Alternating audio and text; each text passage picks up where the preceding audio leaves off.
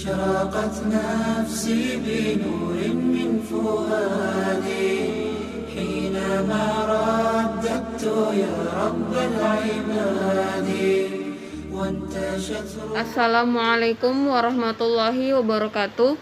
Perkenalkan, nama saya Nur Ifa dari kelas 11 MIPA 5. Kali ini adapun dakwah yang akan saya sampaikan yaitu kewajiban wanita menutup aurat. بني الإسلام على خمسة أركان في Hadirin yang saya hormati, tiada kata yang lebih pantas untuk kita ucapkan selain memanjatkan puji dan syukur atas kehadirat Allah Subhanahu wa taala yang telah melimpahkan kepada kita segala rahmat dan inayahnya sehingga kita masih dapat menikmati anugerahnya yang ada di muka bumi ini.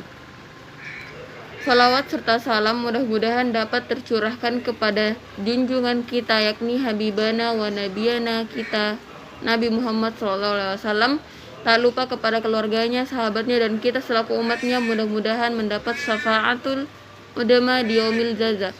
Amin. Hadirin yang saya hormati, Islam adalah agama fitrah. Oleh karena itu, dalam segala urusan kehidupan manusia yang bersifat duniawi, Islam lebih banyak mengikuti ketentuan sesuai dengan fitrah manusia yang sempurna. Termasuk di dalamnya adalah masalah pakaian. Islam tidak pernah menentukan ataupun memaksakan suatu bentuk pakaian yang khusus bagi manusia. Islam tidak mempersoalkan model pakaian yang dipakai oleh suatu bangsa atau kelompok masyarakat tertentu. Bahkan Islam mengakui setiap bentuk pakaian dan arah hidup manusia.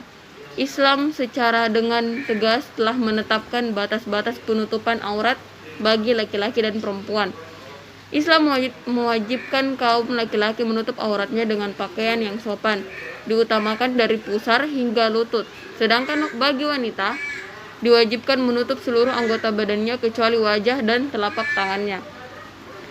Jika dilihat dari banyak kasus seperti pelecehan akhlak, kemesuman, dan perzinahan, salah satu sebabnya ialah karena kebebasan wanita memakai pakaian yang tidak sopan. Ajaran Islam sungguh merupakan suatu solusi alternatif yang paling tepat. Pakaian barat yang dirancang bukannya untuk menutup aurat, tetapi untuk mendatangkan syahwat. Menghias diri memakai make up bukannya untuk suami di rumah, tetapi ditujukan untuk menarik perhatian orang di jalan atau pertemuan umum. Selera hidup mereka pun karena tidak dibimbing oleh agama dan lebih terdorong oleh hawa nafsunya, telah menyebabkan budaya mode-mode pakaian mereka yang serba mewah dan memancing nafsu.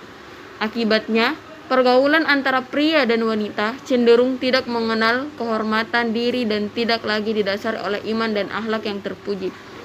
Duduk-duduk berduaan dengan lain jenis di tempat sunyi amat mudah dilakukan di mana saja dan oleh siapa saja, sehingga perbuatan zina pun seakan-akan sudah tidak dianggap sebagai suatu kejahatan. Selama hal itu dilakukan dengan dasar suka sama suka antara yang bersangkutan, sikap dan perilaku tidak terhormat seperti yang digambarkan tadi sangat dibenci oleh Islam, sehingga untuk mencegah dan menangkalnya, Islam telah mensyariatkan pemakaian jilbab bagi wanita muslim. Allah Subhanahu wa taala berfirman, "Hai Nabi, katakanlah kepada istri-istrimu, anak-anak perempuanmu, dan istri-istri orang mukmin, hendaklah mereka mengulurkan jilbabnya ke seluruh tubuh mereka. Yang demikian itu supaya mereka lebih mudah dikenal sehingga mereka tidak diganggu." Quran Surah Al-Ahzab surah ayat ke-56. Ayat ini menegaskan bahwa wanita-wanita mukmin diperintahkan untuk menjulurkan jilbabnya, yakni memakai hijab untuk menutup auratnya. Adapun yang dimaksud dengan jilbab atau hijab adalah sejenis baju kurung dengan kerudung yang longgar bentuknya, yang didesain supaya dapat menutup kepala, muka, dan dada. Model pakaian seperti itu sudah umum dipakai oleh kaum muslimah karena merupakan simbol penampilan wanita pribadi yang solihah.